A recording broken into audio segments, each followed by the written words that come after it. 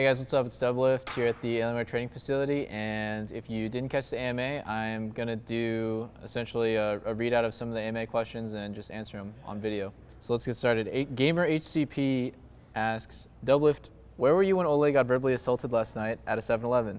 Why didn't you support him like he supports you in game? First of all, I had no idea he was gonna go to 7-Eleven. He didn't tell me. I don't think I could have helped him. It was a crazy homeless guy, and it sounded pretty violent. It sounded pretty scary. Maybe he wouldn't have threatened Ole if I was there, 2v1ing him, but I don't go to that 7-Eleven for a good reason. Eureka11 asks, do you ever regret creating the persona of the edgy trash-talking player?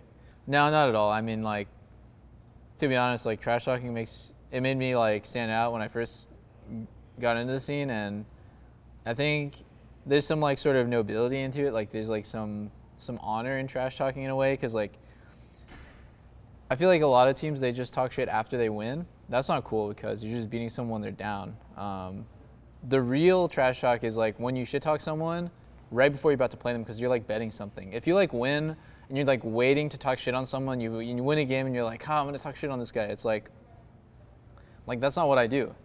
I think that's what a lot of people have trying to be edgy or copy me or trying to do, but when you trash talk like you do before the match, you're betting the possibility that you could be wrong. So there's a risk that it could go wrong, and I think that's that's respectable. I think that kind of trash talk, it definitely does make the scene kind of more interesting. It makes the games more interesting, more invested, and plus I just think it's funny. I don't think people should get their feelings hurt at all.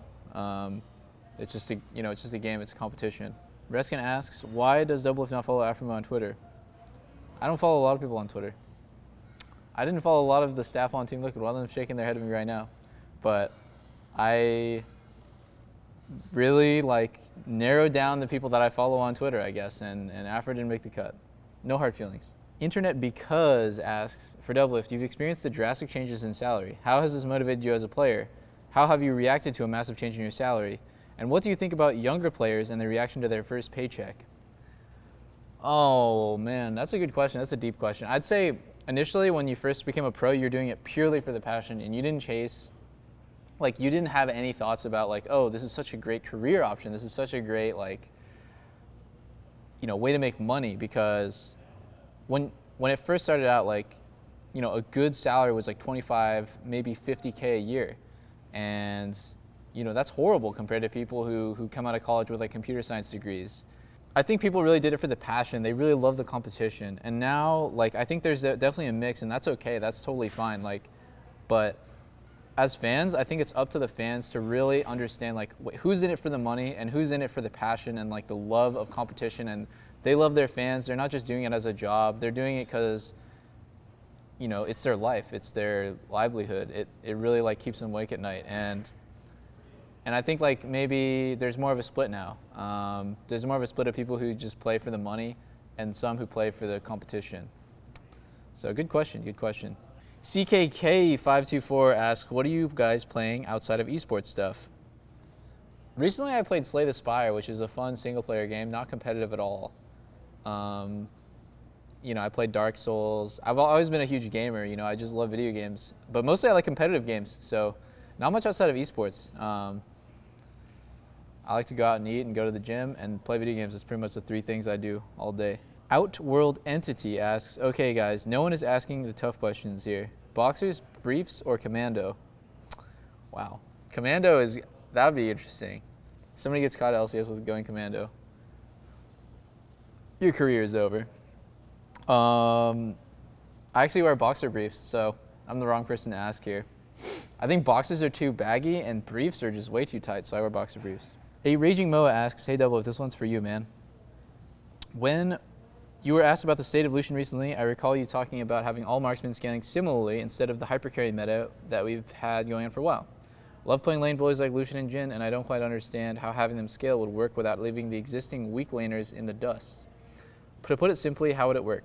What it comes down to is you can have extremes. So you can have really extreme levels of scaling. A good example is late game Tristana against a late game, who's the terrible scaler? Ezreal or Kalista. 6-item Tristana against 6-item Ezreal or Kalista. There's a pretty huge gap. And if you widen the gap, you could maybe balance that by saying, oh, well, you know, Ezreal and Kalista are going to be really strong early game, and Tristan's going to be total shit. She's going to be like really just worthless early game. The other way you could do that is you could say, oh, well, everyone is going to be the same late game. So Trist and Lucian and Jhin and Ezreal and Kalista and all these champions are going to be the same late game. And the way you would balance that is like there couldn't be a huge difference between them in the lane. There couldn't be a huge early game difference, or else you would pick the one that was good early and good late, you know, because there wasn't much of a difference. So I'd say you have to either widen the gap or lessen the gap between the beginning and end. To put it simply, I guess, like how do you work with really strong laners? You tone down their laning, but you up their scaling. Like it's kind of like a balancing act. So good question. May Jackie, thanks for the question. Always wondered how tall Doublelift was. How tall are you? I think I'm 6 foot. I'm not sure. No one's ever height measured me, so I have no clue. But I think I'm 6 foot through anecdotal evidence. Emolga, what's your go-to order at a diner? I don't go to diners. Last time I went to a diner, it was like Denny's, like 6 years ago. Snowy, to Doublelift, how does the longevity of a career in esports concern you? Have you given thought to what your long-term goals might be after retirement from pro play? Please don't retire though, big fan. The longevity of esports, I think it's getting bigger and bigger. Like it started out and just like 2 years was a long time. Now you can be in esports for your whole life. I think it's totally viable. Like esports is here to stay. Maybe League will die, who knows? Maybe Overwatch and Dota and CSGO will die, but esports will be around for generations. Long-term goals, I could be a coach, I could be staff, I could, you know, help manage pro players, like branding and just manage their careers, because I've been there, I've done that. Like I've made so many mistakes in my career in terms of like, you know, just like career decisions, not like in-game decisions, but just career decisions. I feel like I could do a lot of things, you know, like I could pave the way for other pro players to skip those mistakes, or I could just be a pro player for a while. Jeeves, Doublelift, how do you make your ramen? Exactly as is, just package. I don't add anything. I'm too lazy. If you're eating ramen, you're lazy. Like instant ramen. And N810HO2, Doublelift Steve, what are Piglet's strengths and weaknesses as a player? Strengths, laning. Weaknesses, tilting. Doublelift, who's the best ADC you played against in NALCS? Likewise, who's the best ADC you played against internationally? NALCS, no clue. Internationally, I think Uzi is the best I played against. What's your favorite bit of trash talk during your time in the LCS? My favorite piece of trash talk during my time in LCS? I think it was probably the time when I called Velocity the worst team in LCS and then we lost. And that was the first time where it like really backfired on me. And it's my favorite because I remember after we lost, I was like, oh shit. I called them the worst team in LCS. I really hope they didn't play that clip before the match. And then I came back and I saw the Reddit thread and it was like, yeah, they played it. But that was a good moment. I was like, oh wow, you can't win them all. Okay guys, that's it for this AMA video. Thanks for watching, and make sure you hit the subscribe button down below to make sure you don't miss any more content.